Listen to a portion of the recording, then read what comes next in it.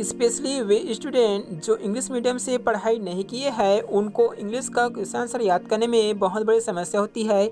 इसलिए वे रट्टा मारकर उसे याद करने की कोशिश करते हैं, लेकिन वो बार बार इसे भूल जाते हैं।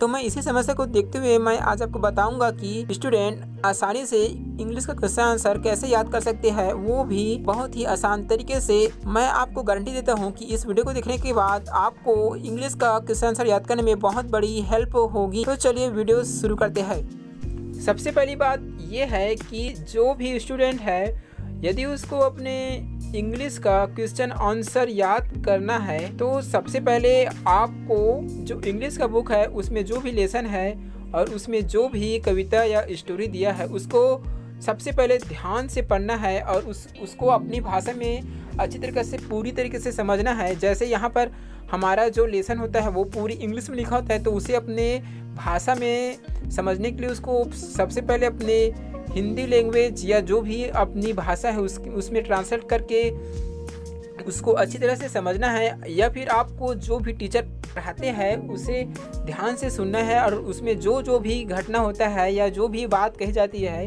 उसे ध्यान से याद करना है। इसको करने के बाद आपको बता देता हूँ कि प्रश्न उत्तर कैसे याद करना है। जैसे यहाँ पर दिया गया है,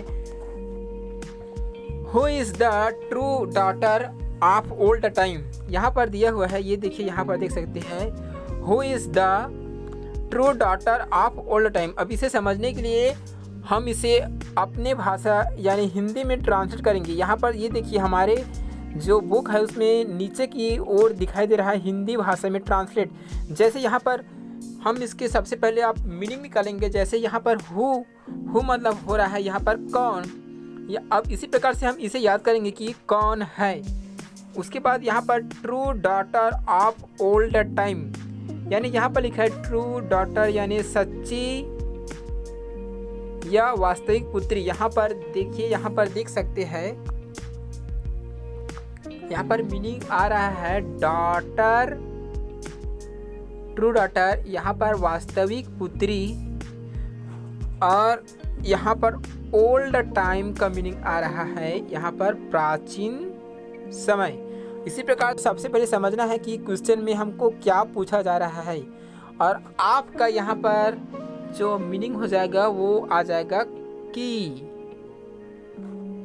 अब हम इसको क्लियर कर देते हैं, ठीक है। उसके बाद यहाँ पर देखिए, who is the true daughter. True daughter यानी यहाँ पर पूछा जा रहा है कि वास्तविक पुत्री, हु यानी कौन है, वास्तविक पुत्री ऑफ ओल्ड टाइम यानी प्राचीन समय का। कौन है वास्तविक पुत्री ओल्ड टाइम यानी प्राचीन समय का। अब हमको इसको समझने के बाद यहाँ पर तुरंत याद आ जाएगा कि जो है सच्ची पुत्री कौन है, यहाँ पर साइंस है। तो इसी बस को यहाँ पर जोड़ना है। और यहाँ पर अब इसका आंसर कैसे लिखेंगे ये देख सकते हैं आप। यहाँ पर द से शुरू करेंगे, यहाँ से, क्योंकि क्वेश्चन को हमें आंसर में नहीं लगाना है, इसलिए हम इसको लिखे। सबसे पहले लिखेंगे the true daughter of old time यानी प्राचीन समय की सच्ची पुत्री, यहाँ तक लिखना है। यहाँ पर ये देख सकते हैं, यहाँ पर true daughter of old time. उसके बाद इसको इस पर ला देंगे, यानी टाइम के जस्ट बाद ला देंगे। उसके बाद लिख देंगे हम साइंस। तो साइंस जो है यही हमारा आंसर हो जाएगा। इसी प्रकार से आप कोई भी क्वेश्चन आंसर हो आसान तरीके से जो है याद कर सकते हैं।